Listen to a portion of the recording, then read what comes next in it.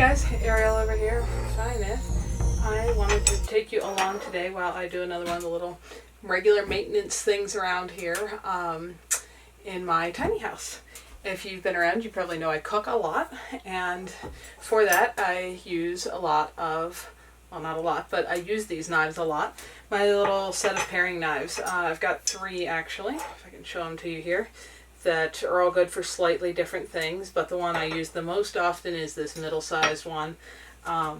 You've seen me use these in all kinds of cooking videos. I really like these. They're stainless steel, they last basically forever, and the blades are just a little bit flexible, which is nice for working with veggies and if you're peeling things and such.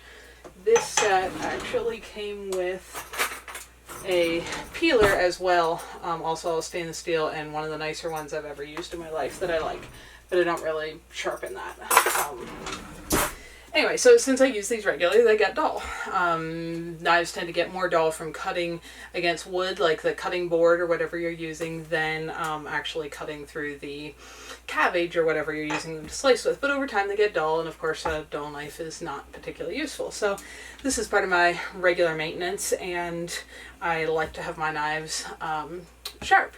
Now, I have for a long time borrowed a friend's knife sharpener to accomplish this, because I am no expert on knife sharpening, but I use knives pretty much every day and I want them to be sharp, and I don't particularly care financially, to pay somebody else to sharpen them for me, so I figured I should learn how to do my own. My friend had one of these knife sharpeners. Now, his is almost like this. His was, I think it was given to him a long time ago.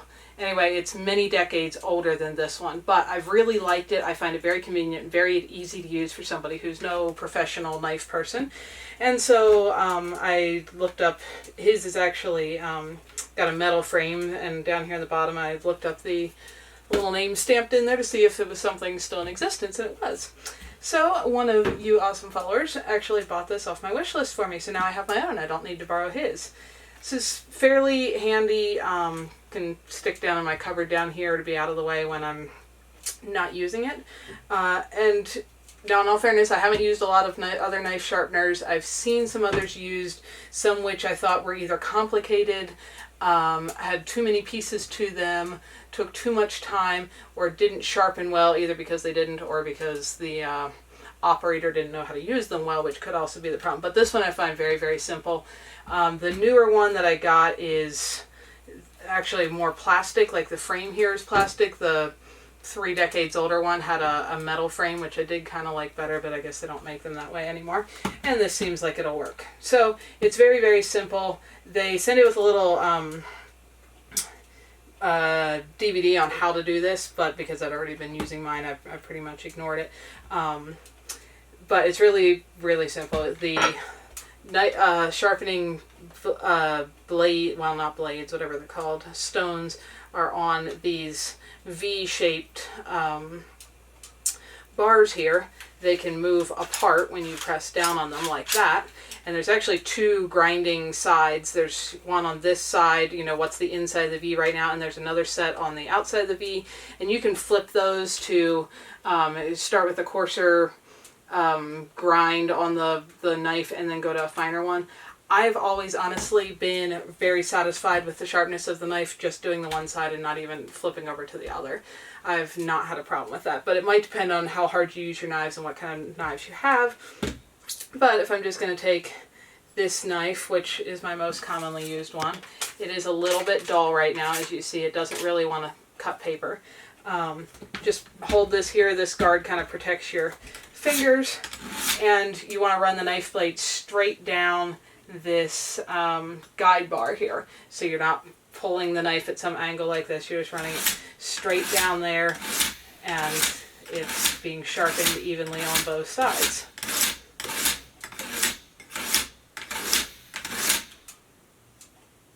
You can already feel the difference there in the edge. Like I said, I'm pretty hard on my knives in that I use them pretty much every day, and I only do this I should probably do it like once a month, but I don't always get it done that frequently.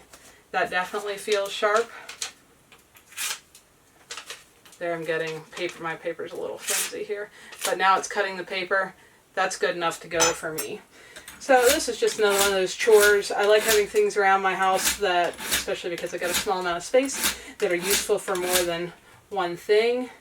This sharpener is handy and compact, sharpens all the knives I need, and my handy little set of Rata knives, which I do love. I haven't seen them for sale in many places physically other than like Amish stores and such back where I grew up, which there's not many of in Wyoming, but Amazon does sell them. I'll link down below if you guys like these, but I do really like them.